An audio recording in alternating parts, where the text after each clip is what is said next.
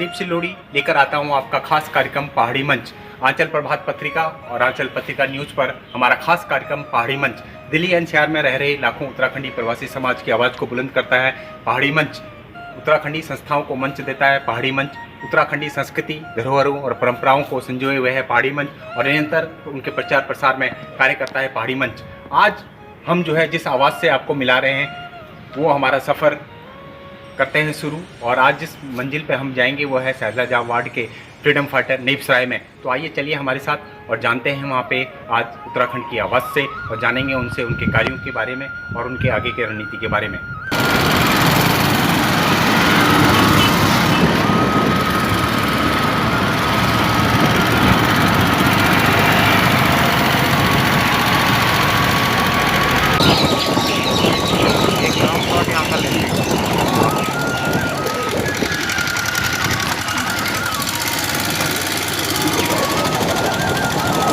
Post में जो है महरौली जिला में उपाध्यक्ष के तौर पे काम कर रही हैं और अपनी राजनीतिक और सामाजिक कार्यों के द्वारा अपनी एक पहचान धीरे धीरे दक्षिणी दिल्ली में बना चुकी हैं। जी हम बात कर रहे हैं लक्ष्मी चौबे जी की। तो लक्ष्मी चौबे जी के साथ चलते हैं और आज जानते हैं उनके जीवन के सफ़र के बारे में। तो चलिए हमारे साथ और हम आज मुलाकात कराते हैं आपकी लक्ष्मी चौबे जी से।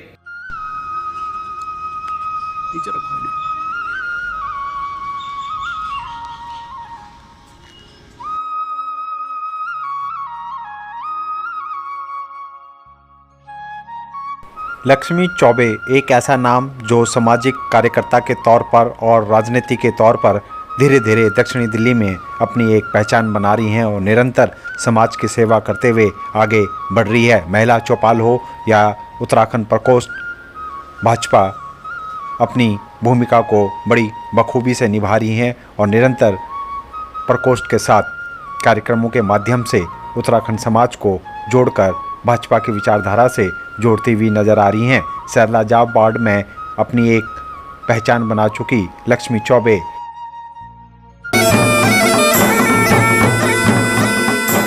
पहाड़ी मंच के कार्यक्रम के तहत आज जो है हम अपने सफ़र पे पहुंचे हैं सैदलाजा वार्ड में। सैदलाजा वार्ड के फ्रीडम फाइटर नेपसराय में अभी हम मौजूद हैं और आज आपको उत्तराखंड प्रवासी समाज की आवाज़ से हम आपको रूबरू करा रहे हैं, उनसे मिला रहे हैं। जी हाँ, हम आपकी मुलाकात करा रहे हैं समाज सेवी व महरौली जिला उपाध्यक्ष उत्तराखंड प्रकोष्ठ लक्ष्मी चौबे जी से। लक्ष्मी चौबे जी के बारे में हम आपको बता दें, पिछले 8-9 सालों से वो लगातार जो है समाज की सेवा कर रही है। सभी वर्गों के साथ उनका अच्छा तालमेल है। जो है समाज सेवा के साथ साथ राजनीतिक क्षेत्र में भी लक्ष्मी चौबे जी से। आप पहाड़ी मंच में हमें आपने समय दिया, आपका तहे दिल से दीप भाई, सबसे पहले मैं आपका हार्दिक बधाई और धन्यवाद करना चाहूँगी कि आपने पूरे दिल्ली में पूरे उत्तराखंड वासियों के जो प्रभावशाली व्यक्ति हैं उनको आपने जाके उनको सम्मान दिया। उसके लिए मैं तहे दिल से धन्यवाद एवं आभार व्यक्त करना चाहूँगी आपका और आंचल पत्रिका।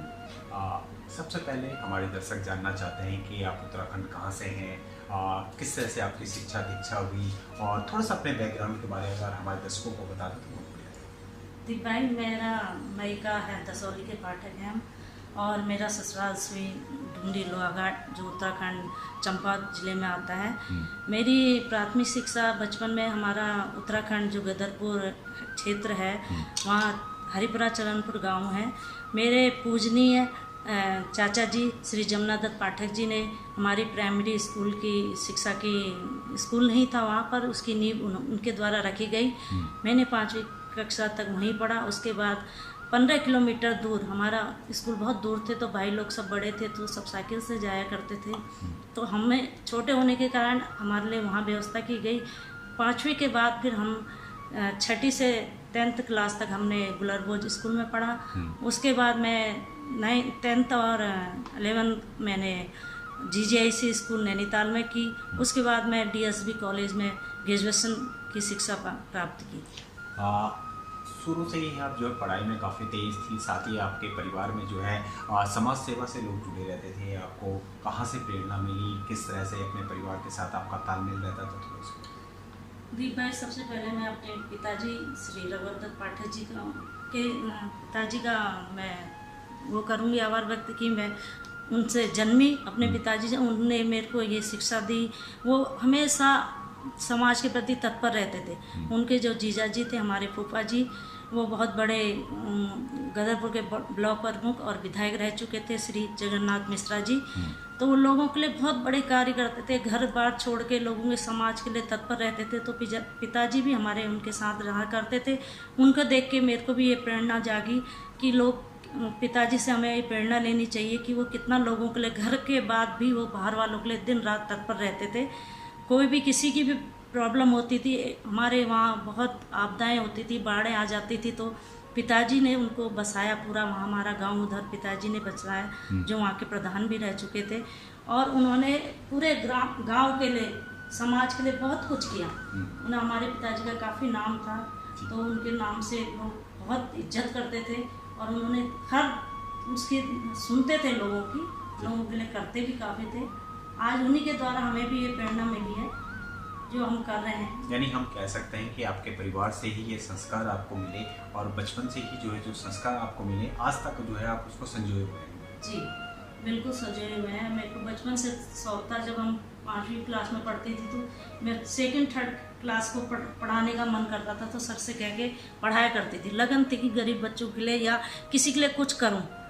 अभी भी मेरे पास एक बिटिया थी, जब हम मेड काम करती थी तो उसकी बिटिया को हम पढ़ाया करते थे। आज वो उसमें मेडिकल उसमें निकल चुकी है बिटिया। अभी भी वो याद करती है, कभी भी उसका रिजल्ट आता है तो पहले यहाँ मिलने आती है। तो बचपन से ही लगाव था। धीरे धीरे ऐसे ही मैं समाज के लोगों के लिए, किसी की कोई प्रॉब्लम होती थी तो उसकी सुनती थी कि चौबी जी प्लीज़ ये कर दो, प्लीज़ ये करवा दो। तो पहले से था कि करना चाहिए हमने को। यानी शादी होने के बाद फिर से जो है आपके पतिदेव सुरेश चौबे जी भी लगातार जो है उत्तराखंड के मुद्दों पे काम करते रहते थे, जन मोर्चा से वो जुड़े हुए थे। तो आपके घर पे जो है उत्तराखंड समाज के लोगों का आना जाना लगातार रहता था, साथ ही समाज सेवा और सामाजिक कार्यों में वो जिस तरह से जुड़े थे, तो कहीं ना कहीं आपको फिर जो है अपने ससुराल में भी वही देखने को मिला। बिल्कुल जी। मेरे हस्बैंड उत्तराखंड जन मोर्चा के अभी महासचिव हैं, तो पहले से समाज के उनका रुझान था, लगे रहते थे। मुझे भी बहुत अच्छा लगता था, क्योंकि मुझे भी बचपन से इंटरेस्ट रहा है। तो मैं भी धीरे धीरे इंटरेस्ट लेने लगी, इनके साथ जाने लगी और काफ़ी कुछ सीखने को मिला इनसे। और सबसे बड़ी बात है कि पाबंदी नहीं है, क्योंकि इनको भी इच्छा थी कि करें हम कुछ। मेरे father in law doctor BC Chaubey ji हैं, उनकी भी इच्छा रहती है कि बच्चे कुछ करें। तो हमें घर की तरफ से पूरी छूट है और हम घर का पूरा काम संभाल के जब जाते हैं समाज में, तो मैं 3-4 घंटा समाज के लिए समय निकालती हूँ। और मुझे बहुत अच्छा लगता है उनके बीच जाके मिलना, उनके बारे में कोई समस्याएं हैं वो करना। जिनकी भी जो समस्याएं होती है चौबे जी से द्वारा करवा देती हूँ मैं, और अच्छा लगता है। देखो, यानी आपके परिवार में जो है समाज सेवा के लिए और समाज सेवा भाव का जो है एक जो तालमेल चल रहा था वो लगातार बचपन से ही आया, और उसके बाद ससुराल में भी आपको ऐसा ही मिला। यहाँ पे भी आप सेवा भाव से काम करते रहे। बिल्कुल, ये तो बिल्कुल सच्चाई है कि घर में भी हमने अपने पिताजी से प्रेरणा, चाचा लोगों से प्रेरणा मिली, यहाँ हस्बैंड से, और इनके साथ रह के मैंने बहुत कुछ सीखने को मिला। कई चीज़ें ऐसी होती है कि जो हमें नहीं आती है वो बाद में अकल आती है। कई चीज़ें सीखने को मिलती हैं और सीखना भी चाहिए। मुझे सीखने का बहुत शौक है। कोई भी उम्र नहीं होती है सीखने की, आदमी को सीखना चाहिए। मुझे सीखने का बहुत शौक है। और मैं अपनी सबसे बड़ी मेरी गुरु है जो हंसा ब्रजवासी दीदी हैं, तो वो गवर्नर जनरल की PRA रही हैं, तो उनने भी मुझे बहुत इस लाइन में बहुत प्रेरणा मिली। उनसे भी मैं उनको गुरु मानती हूँ और उनसे मुझे बहुत कुछ सीखने को मिला और तभी मैं आगे भी बढ़ पाई हूँ।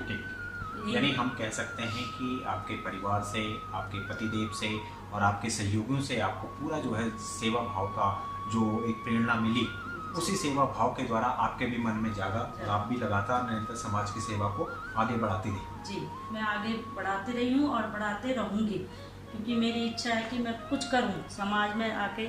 मेरी बहुत बड़ी तमन्ना है कि अपने उत्तराखंड में एक वृद्ध आश्रम खोलूँ और भगवान चाहे जल्दी पूरा होगा। मेरी तमन्ना कब से है कि मैं कुछ ना कुछ समाज के लिए करूँ। जिस तरह से आप काम कर रही हैं निरंतर पिछले 8-10 सालों से, उम्मीद करते हैं कि आपका जो सपना है वो जरूर पूरा होगा। जी जरूर पूरा होगा, मैं उम्मीद करती हूँ। मैं जिस लगन से और मेहनत से काम कर रही हूँ और जिस लोगों की जैसे कोई प्रॉब्लमें होती हैं अपने उत्तराखंड समाज के, किसी भी गरीब वर्ग की जो भी प्रॉब्लम होती है वो आते हैं, हम पूरी कोशिश करते हैं उनका कार्य करने के लिए। आप जो है कार्यक्रम में 1.5-2 साल रही, उसके बाद 25 साल आपको जो है सैलजाम में भी हो गई। लगातार आप समाज की सेवा कर रहे हैं, आपके घर पे जो है लोगों का आना जाना लगा रहता था, साथ ही आपने इसी कड़ी में जो है बीएड भी किया। तो समाज के लोग जब आते थे आपके घर पे तो आपको भी प्रेरणा मिली कि मैं भी भाई समाज के लिए काम करूं, जिस तरह से चौबे जी करते थे? बिल्कुल दीप भाई, बहुत प्रेरणा मिलती है जब हम 2-4 लोग से मिलते हैं, उठते हैं, बैठते हैं। देखो, घर बैठ के आदमी कुछ नहीं सीखता, जब हम समाज से बाहर निकलते हैं तो कुछ चीज़ें हमें बहुत चीज़ें सीखने को मिलती हैं, वो हमने सीखा। फिर मेरे को भी ये लगा कि हमने भी आगे निकलना चाहिए, जाना चाहिए और समाज के लिए कुछ करना चाहिए। तो ये प्रेरणा मुझे अपने परिवार, समाज सबसे मिली है। साथ ही साथ मैंने यहाँ बीएड भी किया, क्योंकि मेरे हस्बैंड, मेरे फादर इन लॉ भी चाहते थे कि वो एजुकेशन से था पूरा परिवार, तो आगे की पढ़ाई जारी रखे। तो मैंने दिल्ली से बीएड भी किया, साथ साथ बच्चों को पढ़ाया भी, और गरीब वर्ग के बच्चों को घर में भी ट्यूशन दिया, फ्री सेवा करी। तो धीरे धीरे मैं ऐसे ही आगे बढ़ी और इसी प्रकार मैं आगे धीरे धीरे बढ़ती चली गई। उसके बाद जो है आप सैलजाम में आगे आपने यहाँ पे अपना मकान ले लिया। सैलजाम में जब आप पहुँचे तो आपकी मुलाकात महिला चौपाल में कैसे हुई? कैसे महिला चौपाल से आप लोग जुड़े, और महिला चौपाल से जुड़ने के बाद क्या लगा आपको कि अब महिला चौपाल के साथ आगे बढ़ के काम करना चाहिए? बिल्कुल सही। जब मैं यहाँ आई, यहाँ लोगों से मिली, जब हमारा ये चौपाल शुरू हुआ 2011 में, तो ये कांग्रेस विधायक जो हमारे ये बलराम तंवर जी थे, तो उन्होंने ये नींव रखी हमारे इसकी। तो इसकी जो हमारी अध्यक्षता है श्रीमती शारदा गड्ढे जी से बहुत प्रेरणा मिली कि एक बुजुर्ग महिला पूरे चौपाल को संभाल रही थी और उन्हें धीरे धीरे लोग जुड़ रहे थे। तो मुझे भी लगा कि हमने भी जुड़ना चाहिए, उनसे हमें बहुत कुछ सीखने को मिला।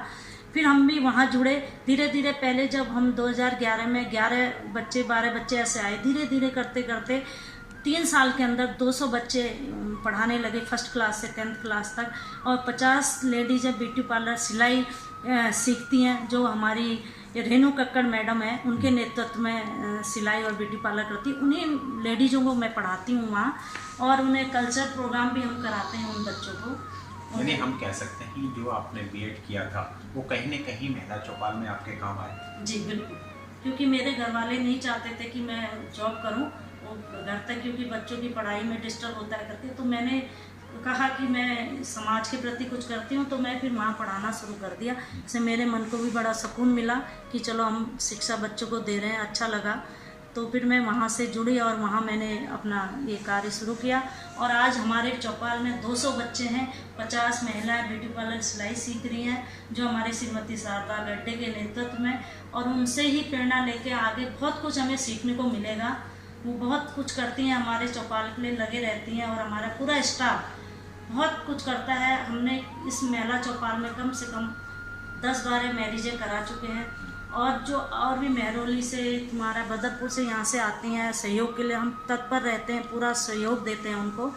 किसी की कोई दिक्कत नहीं आती, जहाँ पर कोई प्रॉब्लम हो, चाहे वो पारिवारिक हो, चाहे वो धन से हो, तन से हो, मन से हो, हम पूरा समर्पण में। यानी आपकी चौपाल, महिला चौपाल लगातार गरीब असहाय बच्चों के लिए जो है काम करती है, उनके शिक्षा में काम करती है, उनकी मदद करती है, ज़रूरतमंद बच्चों को पढ़ाती है, और क्या क्या काम करती है ये बताती हैं?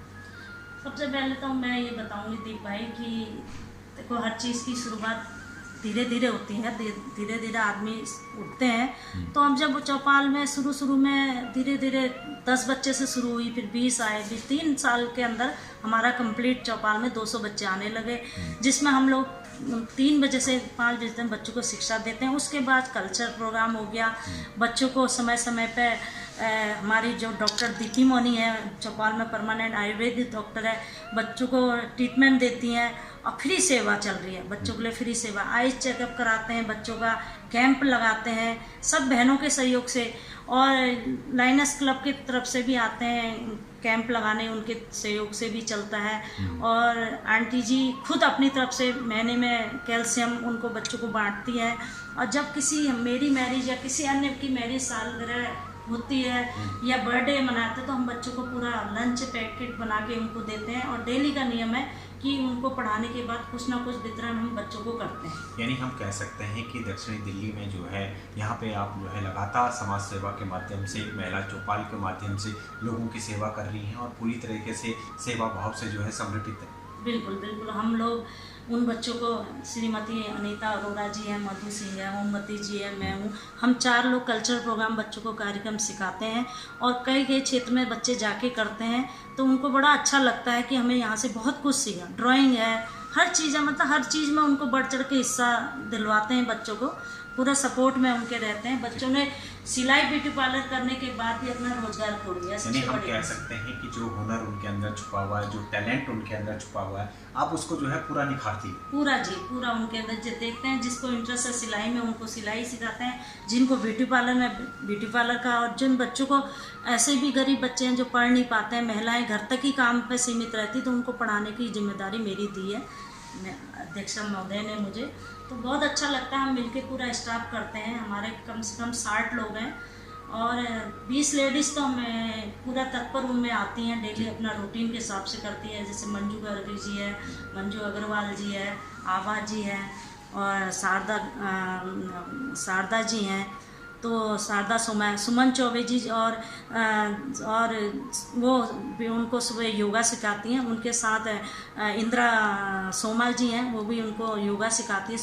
सुबह 6 बजे योगा क्लास चौपाल में लगती है, तो श्रीमती सुमन चौबे जी और इंदिरा जी के द्वारा होती है। यानी हम कह सकते हैं कि दक्षिणी दिल्ली के जो है आसपास के क्षेत्र के लोग, गांव देहात के लोग, सभी लोग आपसे जुड़े हुए हैं और यहाँ पे जो है पूरी सेवा, जो भी आप यहाँ पे लोगों को जो है सेवा प्रोवाइड करते हैं, उसमें लोग बढ़ चढ़ कर भाग लेते हैं। जी बिल्कुल, बच्चे सब बढ़ चढ़ के भाग लेते हैं और इंटरेस्ट भी लेते हैं। वो 2 बजे तक वो अपने स्कूल होते हैं, उसके बाद 3 बजे चौपाल खुलता है, तो वो बड़े उत्साह से आते हैं और बड़े जोश से हर प्रैक्टिस वो कहते हैं हमें ये भी कराओ मैम, ये भी कराओ। बहुत बच्चे बड़े मन खुश होकर कार्य करते हैं, हमें भी अच्छा लगता है, उनको सिखाने का मन करता है। और काफ़ी बच्चे अभी बोर्ड के एग्ज़ाम में पिछले बार आए थे तो 89% बच्चे परसेंटेज भी लाए थे, तो उनको गिफ्ट भी बांटा था चौपाल की तरफ से। उनको वो स्कॉलरशिप भी देते हैं जो बच्चे ज़्यादा अच्छे नंबर। यानी हम कह सकते हैं कि आपकी महिला चौपाल लगातार जो है जन सेवा कर रही है, लोगों के कल्याण के लिए काम कर रही है और आप जो है अपनी पूरी तरीके से जो है जिम्मेदारी को निभाते हुए समाज की सेवा में लगातार लगी। जी, मुझे तो बहुत अच्छा लगता है। देखो हमारे पूरे ऑल इंडिया में पूरे उसमें एक महिला चौपाल है मात्र, और जब हमारी यहाँ मेयर आई थी वो भी बड़ी खुश होके गई थी कि तुम्हारे चौपाल का मैं जितनी भी तारीफ़ करूँ कम है, क्योंकि प्रॉपर बच्चों के जो एक्टिविटीज़ उन्होंने देखी और बच्चों को हम वृक्षारोपण के बारे में भी बता रखा है। हम 16 जुलाई को, उस दिन मेरा भी जन्मदिन होता है, तो बच्चों को पेड़ लगाने के लिए उनको प्रेरणा दी है कि बच्चे एक पेड़ अवश्य हर बच्चे ने लगाना है, तो हम उसके आसपास पेड़ भी लगवाते हैं और बच्चों को हर जानकारी देते हैं। जो भी दिवाली हो, दशहरा हो गया तुम्हारा, या रक्षाबंधन हो, कोई भी तीज त्यौहार हमारे हो, तो उसके बारे में भी उनको पूरी जानकारी देते हैं, क्यों मनाया जाता है, इसका क्या महत्व है। तो बच्चे बड़े इंटरेस्ट से सुनते हैं और उसको अमल भी करते हैं। यानी हम कह सकते हैं कि अभी आपका 9-10 साल हो गई महिला चौपाल से आप जुड़े हुए। कैसा रहा आपका ये सफ़र और क्या लगता है कि महिला चौपाल से जब आप जुड़ी तो कहीं ना कहीं जो आपका उद्देश्य था वो पूरा होता हुआ नज़र आ रहा? जी बिल्कुल दीप भाई, जब मैं इससे जुड़ी और मुझे काफ़ी सीखने को भी मिला और सिखाने को भी मिला और काफ़ी मेरी पहचान भी बनी है। मेरी जो पहचान है मैं बताऊं तो हमारी पहचान चौपाल से भी बनी और मैं RWA में भी 3 साल मैंने काम किया एग्जीक्यूटिव मेंबर के तौर पे, तो वहाँ भी मैंने भी कल्चरल प्रोग्राम कराना, ये कराना, बहुत कार्य किया। तो मेरी पहचान वहाँ से भी बनी, चौपाल से भी बनी, लोग जुड़ते चले गए। आज भगवान के दिन से हर कोई जानता है कि लक्ष्मी चौबे कोई है। यानी हम कह सकते हैं कि जो आपने मेहनत करी थी वो आपकी एक पहचान बनी और उत्तराखंड समाज के साथ साथ सभी समाज के साथ आपकी एक अच्छी पकड़ है और आज आपको सभी जो है महिला चौपाल के तौर पे आपको एक जनपरिचित चेहरे के रूप में जानते हैं। बिल्कुल जी, ये सच्चाई है, सब लोग जानते हैं, क्योंकि चौपाल में हम तत्पर कार्य करते आ रहे हैं और करेंगे, क्योंकि जो प्रेरणा हमें अपनी आंटी श्रीमती शारदा गड्ढे से मिली है, मैं कहती हूँ इतनी 80+ होने के बाद भी वो तत्पर अभी भी चौपाल से जुड़ी हैं, लगे रहती हैं हर कार्य में, एक्टिविटी। हम उनको देख के हमें प्रेरणा मिलती कि इस एज की घर बैठने के बजाय वो इतने एक्टिव हैं, तो क्यों ना हम करें, अभी तो हम कर सकते हैं। तो और उनके से हमें ये प्रेरणा मिली और पूरा स्टाफ हमारा मिलकर कार्य करता है। सबसे बड़ी खुशी है, मिलजुल के हम हर प्रोग्राम कराते हैं, कीर्तन होते हैं वहाँ, जो भी हमारी जो मेंबरशिप से हमारे जो आता है, जो भी धनराशि आती है, उसी में हम चौपाल के बच्चों के लिए ही लगाते हैं। कोई हम किसी सरकार से नहीं मांग रहे हैं, पूरी सेवा भाव, पूरी सेवा भाव जो भी हमारी है, अपने पल्ले से जिससे जो होता है वो सब लगाते हैं। चौपाल के लिए जो भी करना हो सब जुड़े रहते हैं। साथ आप निरंतर जो है सेवा भाव से काम कर रही थी, हर समाज के लिए आप काम करती हैं। साथ ही साथ क्योंकि आपके घर पे जो है उत्तराखंड समाज का आना जाना लगा रहता था, दक्षिणी दिल्ली में उत्तराखंड समाज काफ़ी संख्या में रहता है, उनके साथ किस तरह का तालमेल रहता था और क्या लगता है जब कभी उनकी ज़रूरत पड़ती थी क्या आप उनके लिए भी सेवा भाव से काम करती हैं? बिल्कुल जी, हम चौपाल के अलावा हो गया अपना दक्षिण दिल्ली में महरौली आ गया, अपना छतरपुर हो गया, बदरपुर हो गया, पालम, अपना ये खानपुर हो गया, संबंग बिहार, सादिक नगर, सब क्षेत्र में जब भी चौबे जी का आना जाना रहता था, कोई किसी की समस्याएं होती तो उनके साथ मेरा भी जाना होता था। तो मैंने भी उनके साथ कंधे से कंधा मिला के सहयोग किया है। किसी भी कोई प्रॉब्लम होती है हम दोनों जाते हैं, सबकी बातें सुनते हैं, समस्या का निवारण करते हैं। और जब हम सोचते हैं कि समाज में जुड़े हैं तो अपने उत्तराखंड का भी ध्यान रखते हैं, क्योंकि पहले अपना उत्तराखंड समाज को भी आगे लेके चलना है। अपने उत्तराखंड की हमने एक पहचान बनानी है। तो उत्तराखंड का हमारा मेन मकसद यही रहता है कि उत्तराखंड समाजियों को भी लेकर आगे चलें। यानी हम कह सकते हैं कि आप सर्व समाज के साथ साथ उत्तराखंड समाज के लिए भी पूरा हमदर्दी रखते हैं और लगातार उनके लिए भी काम करते रहते हैं। जी बिल्कुल, हम उत्तराखंड को भी उतना ही महत्व देते हैं जितना हम और समाज के लिए सेवा कर रहे हैं। तो उत्तराखंड का भी हम उतना ही ध्यान रखते हैं। जो भी कोई समस्या आ जाती है कभी कहीं से भी, तो हम पूरा दोनों ही जाते हैं, उसको सॉल्व करते हैं। जो हमारे लायक होता है, वो चाहे तन से हो, चाहे मन से हो, चाहे धन से हो, हम समर्पित रहें। तो क्या उम्मीद करते हैं कि जो सेवा भाव आपका निरंतर पिछले 8-10 सालों से चल रहा है वो निरंतर आगे भी चलता रहे? जी बिल्कुल, मैं अपने ये सेवा भाव तो मेरे बचपन से ही अपने पैतृक वो आया है गुण, तो मैं इसको नहीं छोड़ूंगी। क्योंकि मेरे तो पहले से मन करता है कि कुछ ना कुछ मैं करूं समाज के लिए। आगे भी मुझे अपनी हंसा गुरु दीदी से प्रेरणा मिली है कि मैं कुछ बनूं आगे। तो मैं उन्होंने मेरे को मुहिम दी है, मैं उसको अभी नहीं बताऊंगी, वो जब मैं बन जाऊंगी इस लायक तो वो मुहिम मैंने सबसे पहले पूरी करनी है उत्तराखंड के लिए।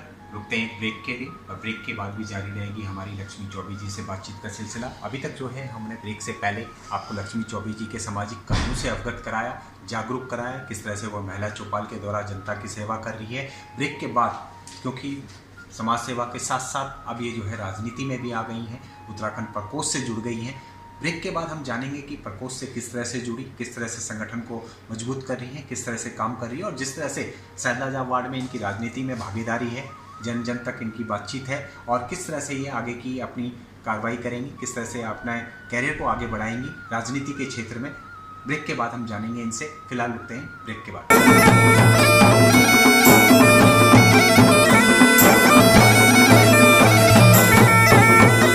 ब्रेक के बाद एक बार फिर से आपका स्वागत है हमारे खास कार्यक्रम पहाड़ी मंच में। और आज हम पहाड़ी मंच में आपकी मुलाकात करा रहे हैं उत्तराखंड की एक ऐसी आवाज़ से जो निरंतर पिछले 10-12 सालों से सामाजिक कार्यों के साथ साथ राजनीति से भी जुड़ी हुई हैं। जी हम बात कर रहे हैं लक्ष्मी चौबे जी की। तो आइए ब्रेक के बाद जानते हैं कि उनका राजनीतिक सफ़र कैसा रहा, जिस तरह से वो समाज सेवा के साथ साथ राजनीति से जुड़ी हुई हैं। अब उनसे जानते हैं कि प्रकोष्ठ में जिस तरह से वो भाजपा के जुड़ी है, किस तरह से उनका आगे का सफ़र चल रहा है और क्यों वो राजनीति से जुड़ी, इन सभी मुद्दों पे हम बातचीत करेंगे। हमारे साथ फिर से जो है लक्ष्मी चौबे जी हैं, आइए उनसे करते हैं बातचीत। तो एक बारी ब्रेक के बाद आपका स्वागत है हमारे खास कार्यक्रम पहाड़ी मंच में। धन्यवाद देव जी, जो आपने मेरा समाज सेविका का ये दर्शाया इसमें, उसके लिए बहुत बहुत धन्यवाद।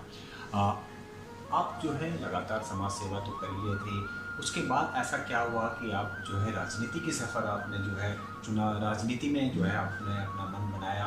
किस तरह से महिला चौपाल के बाद आप जो है राजनीति से जुड़े, किसकी प्रेरणा से जो है आप राजनीति में आए, थोड़ा उसके बाद। दीप भाई देखो, समाज में की सेवा करते करते कई चीज़ें हमें ऐसी अड़चनें आती थी कि जो हमें राजनीतिक दायरे में इसमें रह के करनी पड़ती थी, उनके पास जाना पड़ता था। तो सोचा क्यों ना इस सामाजिक सेवा, ये भी राजनीतिक सामाजिक सेवा सेम ही है। थोड़ा सा यह है कि राजनीति में पद मिलता है तो आदमी उस लेवल पर काम करवा सकते हैं, तो सबके यही था। तो धीरे धीरे मेरी जो पूजनीय गुरु दीदी हैं हंसा ब्रजवासी, जो उत्तराखंड की गवर्नर जनरल की PRS रही हुई हैं, तो उन्होंने भी मेरे को यही प्रेरणा दी कि बहन तुम इतना काम कर रही हो, क्यों ना तुम आगे आओ और उत्तराखंड समाज के लिए भी करो और अपने दिल्ली के लिए भी करो। तो धीरे धीरे जब मैंने देखा चौबे जी भी लगे ही हैं इस कार्य में, मैं भी बढ़ चढ़ के अपना कई चीज़ें ऐसी होती है जो हम समाज में करना चाहते हैं वो राजनीतिक दायरे पे ही हो पाती हैं। तो सबकी इन्हीं की प्रेरणा से मैं भी आगे बढ़ी। फिर मैंने भी 2017 से राजनीतिक क्षेत्र में भी आ गई हूँ और निरंतर अभी मैं चली रही हूँ। यानी 2017 में जो है आप पर्वतीय प्रकोष्ठ से जुड़ी, उसके बाद आप जो है उत्तराखंड प्रकोष्ठ बन गया, लगातार जो है आप जो उत्तराखंड और भाजपा की विचारधाराओं से जुड़ रही हैं। भाजपा की विचारधाराओं से ही क्यों जुड़ी आप? क्या लगता है कि भाजपा आपके लिए सूटेबल है? जी, जब हमारे भाजपा के बारे में, आप मोदी जी के बारे में सब लोग इतना सुनते हैं, हमारे मोदी जी ने कितना कुछ करा है महिलाओं के प्रति, वृद्धा पेंशन के प्रति, कई चीज़ें उन्होंने ये की हैं। जब देखा कि यार देख, और उससे तो हमारे ये भाजपा सरकार ने काफ़ी कुछ किया हुआ है, तो धीरे धीरे जब उत्तराखंड प्रकोष्ठ हमारा बना तो उसमें श्री हरेंद्र डोलिया जी हमारे संयोजक जो अध्यक्ष जी हैं, तो उन्होंने मात्र 8 महीने में हमारी उत्तराखंड की एक नई पहचान बनाई। उन सब लोगों से जुड़े सबको उन्होंने महरौली जिले में मिस्टर सुरेश चंद्र चौबे जी जिला अध्यक्ष हैं, तो उनको जोड़ा और उनके सहयोग से हमारे काफ़ी कार्य हुए हैं। तो मैं सबसे पहले डोलिया जी का तहे दिल से धन्यवाद एवं आभार व्यक्त करना चाहूँगी, क्योंकि उन्होंने मात्र 8 महीने में हमारी दिल्ली में उत्तराखंड की एक अलग पहचान बनाई है, जो कई सालों से नहीं बनी थी। आज देखो हर कोई जानता है कि उत्तराखंड प्रकोष्ठ क्या है। तो धीरे धीरे देखा कि उनकी लगन और मेहनत, और उन्होंने इतने लोगों को जोड़ा इसमें, और सभी जितने भी ज़िले बने हैं, सबके जितने भी ज़िले में पद दिया है, सभी भाई बंधुओं का मैं धन्यवाद आभार व्यक्त करना चाहती हूँ कि उन्होंने एक अच्छी टीम तैयार कर रखी है हमारे उत्तराखंड प्रकोष्ठ की। और उन्हीं के साथ हमें भी महिलाओं ने भी मिलकर कार्य किया, जिसमें श्रीमती रोशनी बिष्ट जी है, तुम्हारा गीता बहन जी है महरौली से हैं, और हमारी ललिता शर्मा जी हैं जो पालम से हैं। तो काफ़ी हम बहनें मिलकर हर उसमें सहयोग रहती हैं, डोलिया जी के साथ रहती हैं, मिलकर कार्य करती हैं। और ये पहचान हमारी डोलिया जी के द्वारा बनी है इतनी, क्योंकि उनके नेतृत्व में हम सभी लोग कार्य कर रहे हैं। और आने वाले समय में हमारे उत्तराखंड की प्रकोष्ठ की एक अलग पहचान बनेगी। मात्र में साल भर के अंदर पता लग जाएगा कि हमारा उत्तराखंड प्रकोष्ठ क्या है। आप जो है समाज सेवा कर रही थी, राजनीति का सफ़र भी आपने चुना। क्या लगा समाज सेवा और राजनीति में कितना अंतर आपको लगा, क्योंकि दोनों अलग अलग विधा है, या क्या लगता है आपको कि दोनों का काम सेम है? किस तरह से आपने देखो दीप भाई, समाज सेवा में तो लोगों के दुख तकलीफ है वो सब सुनने पड़ते हैं। देखा कि कई चीज़ें ऐसी होती हैं, लोग अपनी प्रॉब्लम लेके आते हैं जो हम भी नहीं कर पाते हैं, वो हमें राजनीतिक क्षेत्र में जाना पड़ता है, मंत्रियों के पास से उनके हाथों द्वारा कोई काम होते हैं। तो देखा कि लोगों ने कहा जब तुम लोग इतने सेवा भाव में है, क्यों ना तुम राजनीतिक क्षेत्र में भी आगे बढ़ो। उस दायरे को देखते हुए मैंने भी अपनी मुहिम उठाई कि आग्रह मैं भाजपा प्रकोष्ठ से कि मुझे भी कोई पद मिले तो मैं भी समाज के साथ साथ राजनीतिक क्षेत्र में भी कार्य करूं, जो मेरी इच्छा पहले से रही है। तो मेरे हस्बैंड का पूरा सहयोग है, मेरे परिवार का, तो मैंने इसमें राजनीतिक क्षेत्र में भी कदम उठाया। महरौली ज़िले में जो है आपको उपाध्यक्ष बनाया गया है प्रकोष्ठ ने। तो महरौली ज़िले में किस तरह से आप लोग काम कर रहे हैं, किस तरह से महिलाओं को एकजुट कर रहे हैं आप? और क्योंकि सुरेश चौबे जी अध्यक्ष हैं, तो लगातार आपका परिवार जो है किस तरह से संगठन को मजबूत कर रहा है, उत्तराखंड समाज को किस तरह से जोड़ रहा है? थोड़ा सा सुरेश चंद्र चौबे जी के नेतृत्व में हम महरौली ज़िले में कार्य कर रहे हैं। उन्हीं के अंडर में हम सब कार्य करते हैं, मिलके सब बहनें, जो भी हमारी समस्याएं होती हैं, जो भी प्रॉब्लम होती है, हम मिलके सब सॉल्व करते हैं। और जहाँ तक कोशिश करते हैं कि हमारे समाज में ज़्यादा से ज़्यादा लोग जुड़ें, एकजुट होकर हम कार्य करें। देखो, एक व्यक्ति से समाज नहीं बनता, समाज सभी को लेके तब समाज बनता है जब हम मिलके सबके साथ कार्य करेंगे। मैं वाली भावना से समाज नहीं होता है, तो हमेशा हम साथ मिलके कार्य करना चाहिए। और जो हमें ये हमारा जो नेतृत्व कर रहे हैं, ढोलिया जी के नेतृत्व में हम ये कार्य कर रहे हैं, सबसे बड़ी खुशी होती है कि हमारा युवा नेता हमको मिला है।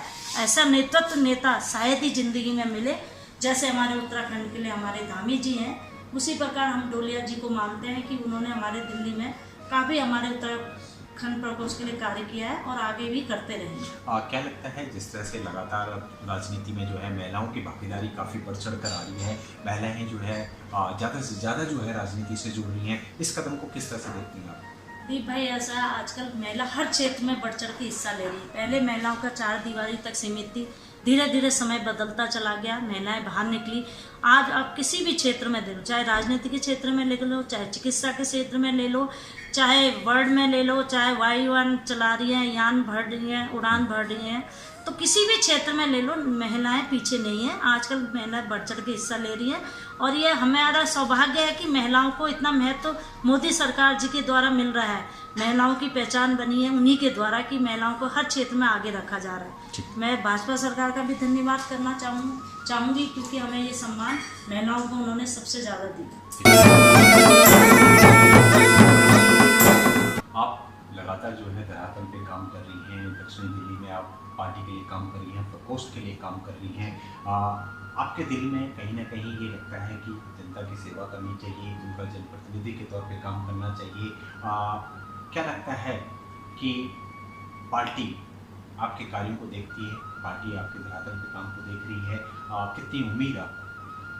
जी दीप भाई, ऐसा है, पहले से ही हम धरातल से काम कर रहे हैं, जुड़े हुए हैं और हम पूरी लगन मेहनत से कार्य कर रहे हैं। बाकी विचारधारा पार्टी की है, वो क्या सोचती हैं क्या नहीं है, वो हमारा कार्यशैली देखेगी। उनको भी पता होता है कि कौन कितना फील्ड में रहता है और कौन कितना कार्य कर रहा है। हम हर जनसभा में जाते हैं, हर जनसभा लोगों की बातें सुनते हैं, लोगों के जो हमसे बन पड़ता है वो कार्य करते हैं उनके सेवा भाव के लिए। और आने वाले समय में पार्टी भी हमारी मुहिम सुनेगी, देखेगी हमारे काम को, आगे उनके हाथ में फैसला। जनहित करने का कार्य हमारा है। जनता चाहती है कि हम भी जनहित करें, उनकी सेवा करें और वो अवश्य भगवान चाहे तो मौका अवश्य मिले।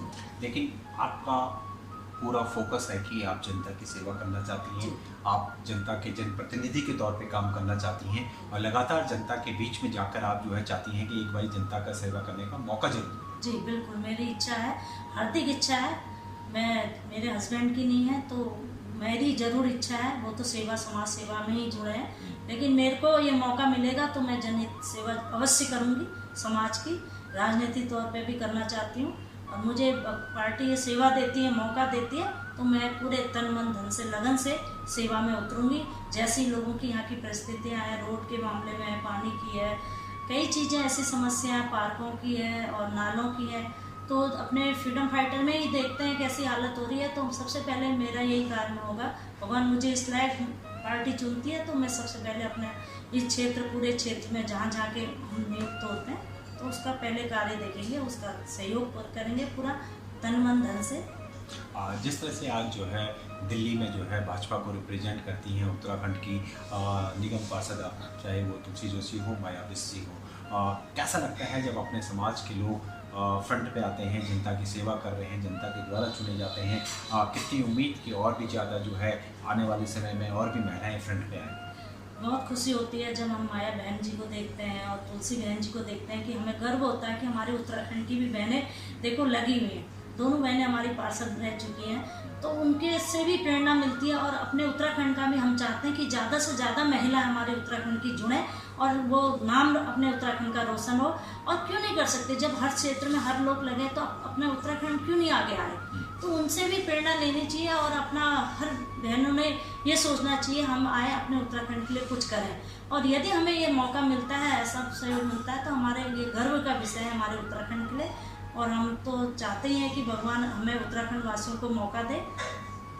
जिस तरह से उत्तराखंड प्रकोष्ठ काम कर रहा है, दिल्ली में काम कर रहा है, संगठन को मजबूत कर रहा है, पार्टी के लिए काफ़ी अहम भूमिका निभाता है, क्योंकि कई वार्ड ऐसे हैं जहाँ पे अगर उत्तराखंड समाज के व्यक्ति को वोट टिकट मिल जाए तो वो जीत की ओर अक्सर हो जाता है। तो क्या लगता है प्रकोष्ठ अपनी बात को कितना मजबूती के साथ रखेगा आने वाले चुनाव में, और कितनी लगती है उम्मीद आपको कि प्रकोष्ठ ज़्यादा से ज़्यादा जो है अपनी समाज के लोगों को जो है भागीदारी निभा पाएगा?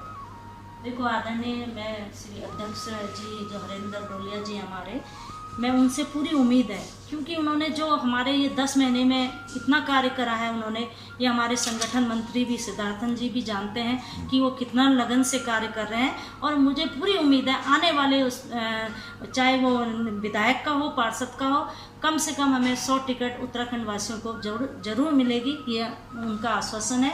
और जिस हिसाब से उनका कार्य प्रणाली वो देख रहे हैं और जो भी उन्होंने ये 10 महीने में कार्य किया, मैं कहती हूँ हमारे उत्तराखंड की बहुत बड़ी पहचान है। चुनाव आ गए हैं, आप लोग तब भी जो है दिल्ली एनसीआर में लोगों को जोड़ रहे हैं, धामी जी के लिए प्रचार प्रसार कर रहे हैं, आप खुद जो है चंपावत से रहने वाली हैं, और किस तरह से देखती हैं और क्या कहें? तो दिल भाई ऐसा है, जब फरवरी में उनका इलेक्शन था हमारे मुख्यमंत्री जी का, धामी जी का, तब भी हम प्रचार के लिए चौबे जी और हमारी पूरी टीम उत्तराखंड प्रकोष्ठ से हमारे श्री हरेंद्र डोलिया जी के नेतृत्व में गई हुई थी। हमने काफ़ी प्रचार किया क्योंकि हम खुद ही उत्तराखंड से चंपावत ज़िले से हैं, तो हमने वहाँ धामी जी का एवं कैलाश गतौड़ी जी के प्रचार में हमने 15 दिन लगा के आए। और आज मुख्यमंत्री के उपचुनाव होने के नाते फिर से ही हमारी ये मुहिम उत्तराखंड प्रकोष्ठ की चल रही है। हमारे श्री हरेंद्र डोलिया जी के नेतृत्व में जगह जगह जाके हम बैठकें करवा रहे हैं। अभी हमारे दिल्ली के जितने भी हमारे चंपावत ज़िले से आते हैं उनके घर घर जाके, और हम घर घर जाके उनसे बैठकें ले रहे हैं, चाहे वो महरौली के हों, चाहे कापासेड़ा के हों, चाहे बदरपुर के हों, चाहे राजपुर के, कहीं पूरी दिल्ली में जहाँ भी हमारे उत्तराखंड के हैं और जो चंपावत ज़िले में आते हैं उनसे सबसे हम संपर्क बनाए हुए हैं। पूरी उम्मीद है धामी जी पूरा एक तरफा हमारा ये वो रहेगा और धामी जी भारी बहुमत से जीत के आएंगे। जाते जाते हम चाहते हैं कि आप समस्त महरौली जिले के कार्यकर्ताओं को क्या संदेश देना चाहेंगे, महरौली जिले के उत्तराखंड समाज के लोगों को क्या संदेश देना चाहेंगे, और क्या लगता है कि जो राजनीति का सफर आपका है वो आगे भी निरंतर इसी तरह कार्य करता रहेगा? जी, मैं एक सिपाही की तरह निरंतर कार्य करूंगी और मैं हमेशा तत्पर रहूंगी। और मैं अपने महरौली ज़िले के जो भी हमारे भाई बंधु बहनें हैं जो हमारे साथ जुड़ी हुई हैं उनका धन्यवाद आभार व्यक्त करती हूँ। वो भारी संख्या में हमारे साथ जुड़े हैं और साथ में मैं अध्यक्ष महोदय श्री हरेंद्र डोलिया जी का जो मुहिम उन्होंने उठाई है, जो हमारी इतने उत्तराखंड को एक किया है, वो शक्ति उन्हीं की बदौलत हम आज इतने उत्तराखंड एक हुए हैं। उन्हीं का भी धन्यवाद और आभार व्यक्त करना चाहूँगी कि हम ज़्यादा से ज़्यादा संख्या में और जुड़ें और अपने उत्तराखंड की एक पहचान बनाएं। और जबकि दिल्ली में इतने दूर दूर होने के नाते आज उनके सहयोग से हम सब एकजुट हो चुके हैं और आने वाले समय में दिल्ली में भी एक उत्तराखंड की अलग पहचान बनने वाली है। पहाड़ी मंच के द्वारा आज हमने उत्तराखंड समाज की आवाज़ लक्ष्मी चौबे से आपकी मुलाकात कराई, उनके जीवन सफ़र से आपको रूबरू कराया, साथ ही उनके जो है सामाजिक कार्यों से अवगत कराया, साथ ही राजनीतिक सफ़र पे भी उनके रूबरू कराया। उम्मीद करते हैं कि आपको इनके जीवन सफ़र से कुछ ना कुछ सीखने को मिलेगा और जिस तरह से ये समाज सेवा कर रही हैं, लगातार राजनीति में भी सेवा कर रही हैं, ये निरंतर इनका कार्य आगे भी जारी रहेगा और उम्मीद करते हैं कि इनको जो है जनता की सेवा करने का मौका जरूर मिलेगा। फिलहाल आज का कार्यक्रम हमारा यहीं समाप्त होता है। आगामी एपिसोड में फिर अपने सहयोगी मनोज कोठारी के साथ फिर किसी उत्तराखंड की आवाज़ के साथ हम मिलेंगे। जब तक दीजिए हमें इजाज़त।